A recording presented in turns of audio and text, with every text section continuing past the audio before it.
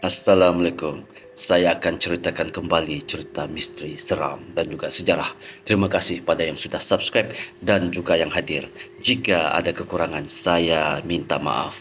Kita mulakan dengan solawat. Allahumma salli ala Sayyidina Muhammad wa ala ali Sayyidina Muhammad.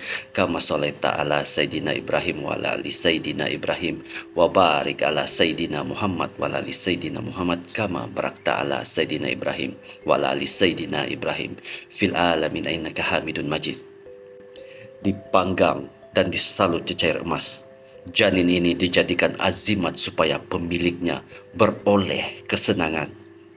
Amalan ilmu hitam sejak dulu telah dipraktikkan di serata dunia dan ia masih diteruskan di zaman moden ini.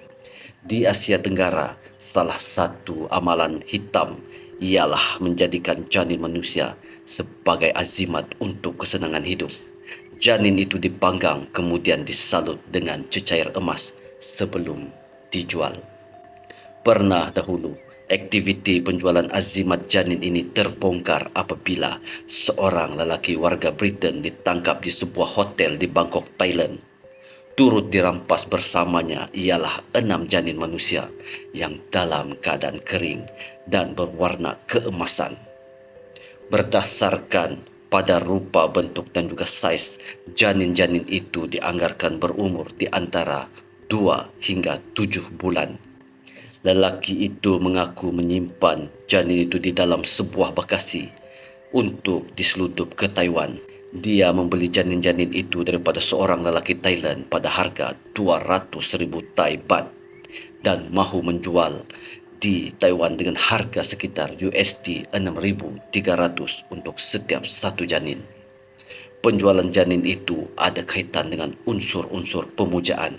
Sesetengah komuniti di Thailand yang mengamalkan ritual ilmu hitam percaya bahawa janin ini boleh menterpalikkan nasib malang, seterusnya mengubah nasib seseorang menjadi lebih baik.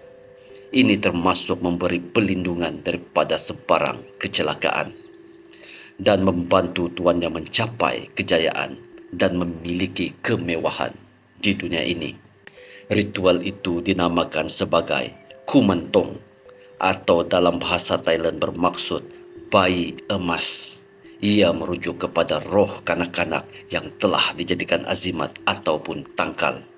Roh-roh si kecil ini dipercayai bukan roh jahat. Sesetengah kanak-kanak yang dijadikan janin emas itu merupakan bayi yang telah mati akibat penyakit, kemalangan, dibuang, keguguran, dan pengguguran.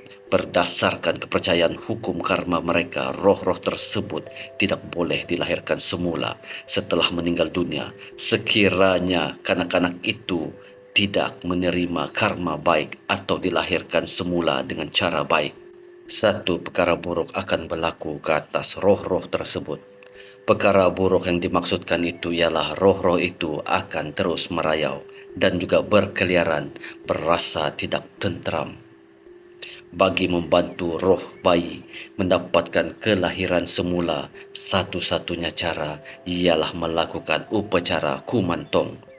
Dalam upacara itu, mayat janin atau bayi itu akan dipanggang di atas api sehingga kering.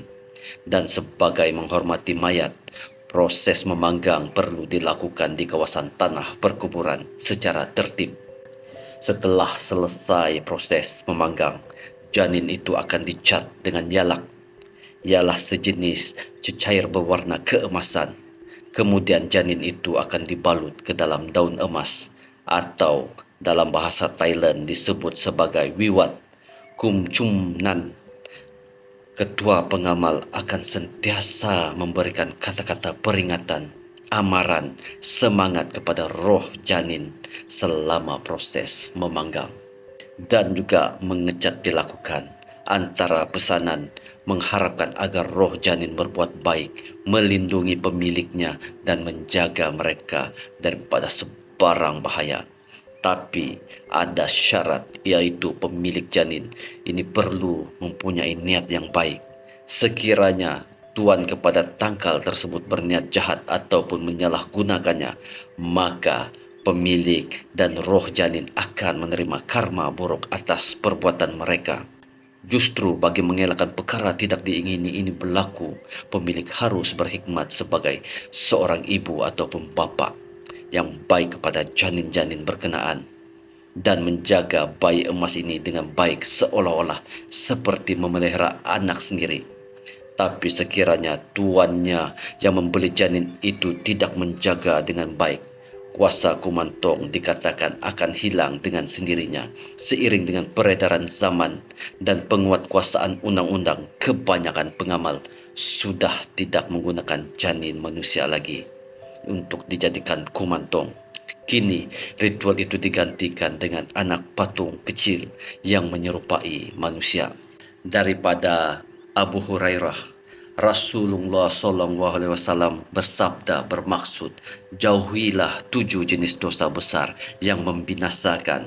Sahabat bertanya, wahai Rasulullah, apakah dosa itu? Sabda baginda, menyekutukan Allah, sihir, membunuh jiwa yang diharamkan melainkan dengan alasan benar, makan riba, makan harta anak yatim, lari daripada perang, dan menuduh wanita beriman yang tidak bersalah dengan tuduhan zina. Sampai di sini saja cerita. Terima kasih. Jika ada salah dan silap, saya minta maaf. Jika ada tersasul kata, saya minta maaf.